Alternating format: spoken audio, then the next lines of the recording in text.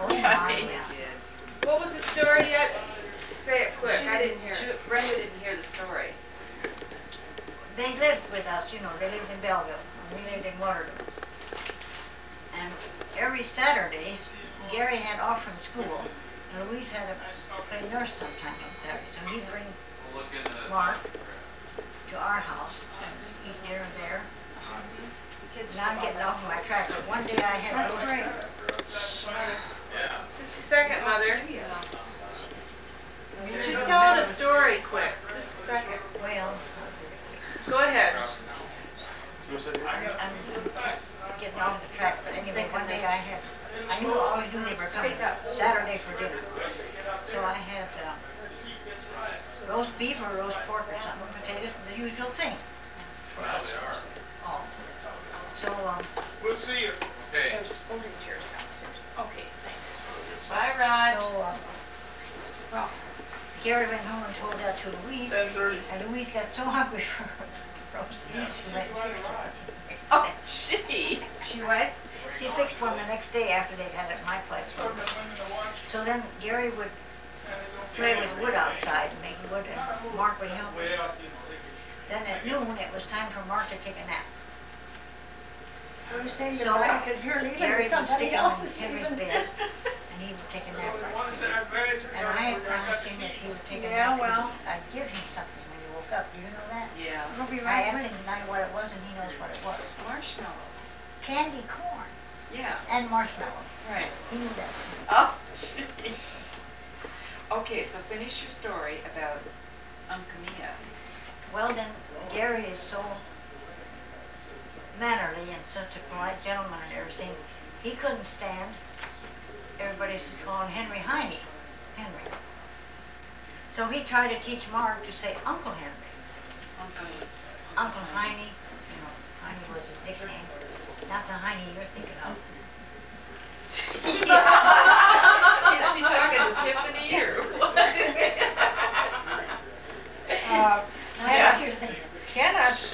Mother. Mother. No. This is posterity, Mother. Just chill. Should take a chill pill. Yes. He doesn't have it on. That doesn't record voices, does it? No, The no. light's not blinking, so it's not on. Oh, okay. That's a big scare. But Brenda's attention span is short, so we need to tell her why Uncle Mia. So, your Uncle Henry. So then forgot. he said Uncle Heine. Heine was his nickname. It should be Henry, but anyway, if you're German, you don't know what that means. So you just keep on Uncle Heine. Well, Mark put this together. If Henry is Uncle Heine, Mia has to be Uncle Mia. To this day, Gary calls me that, and when he writes a letter, he does the same thing. So it was all right for him to say it, huh? Yeah, it was so cute for him to figure it out. Oh, but I mean for Gary to call you. Yeah, that did. Now you know the rest of the story. Is the boss ready to go? Yeah, I think so. What did Brenda do with my coat? I put it in the front closet.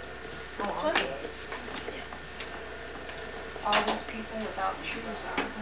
Oh, it feels so good, doesn't it? Get him off, Alice. Well- What's the deal? August and Ernest, Roland, Luana, I did. Anna. Just a minute, let me. See what I mean? I was telling Ernest. It's okay. It's okay for me.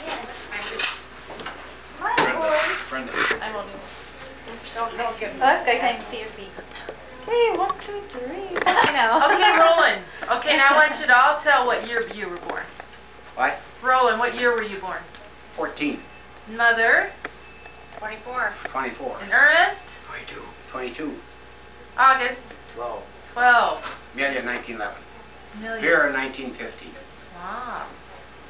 Well, what a good-looking family there, huh? Brenda. We were born August 9. Amelia and Vera was born in Madison County, where Dad grew up. Yeah. These other three were born in Kasuth County. Wow. At home? Yep.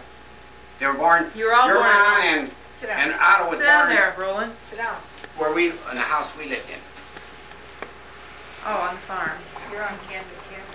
Oh, Say, Brenda, Yeah? I gotta tell you a joke about your mother. Oh, that. I was, what, 12 years old at that time or so? And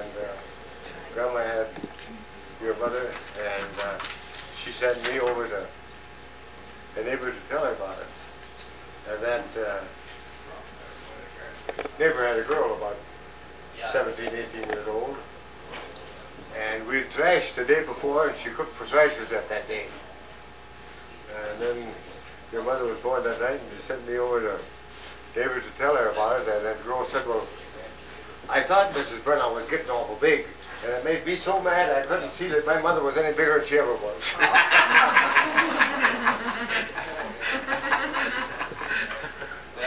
We had a, now this is a little trick on us kids.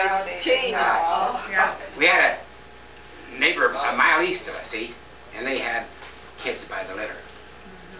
So this other lady, she was always had a fit. Every time we had a baby, you had a fit. So August 9th, we decided, and the folks never knew this. So they were gone one day, so we sent an announcement that so-and-so had a baby, and we had the baby just like a baby elephant.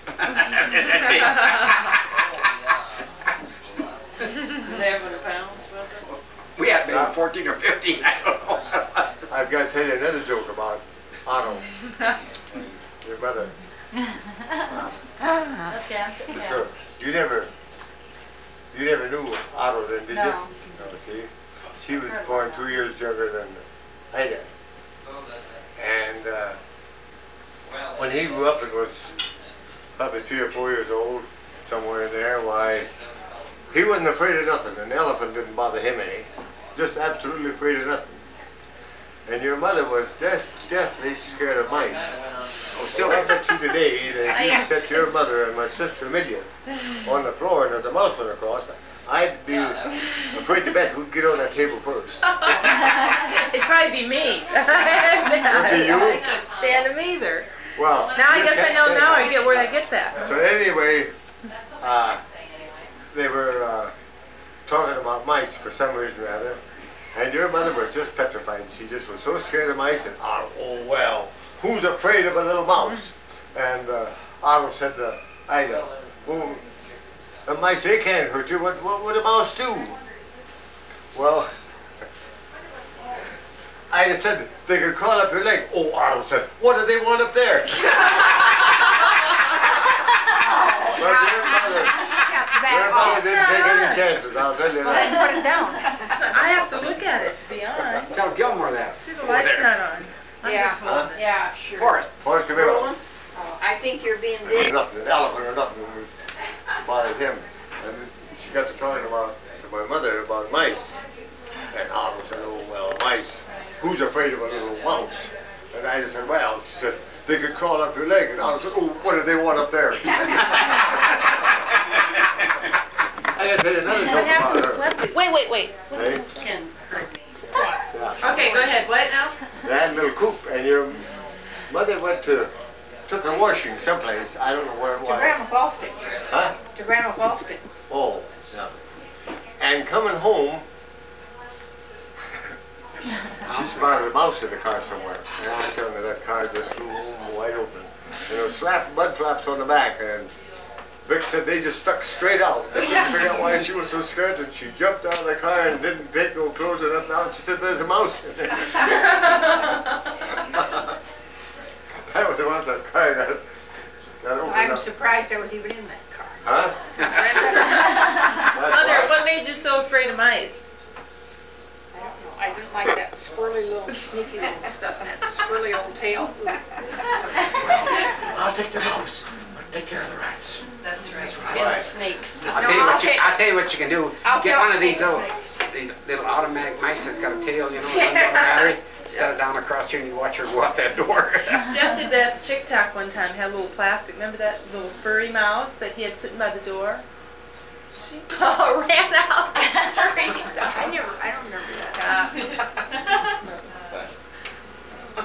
Well, April, are you more comfortable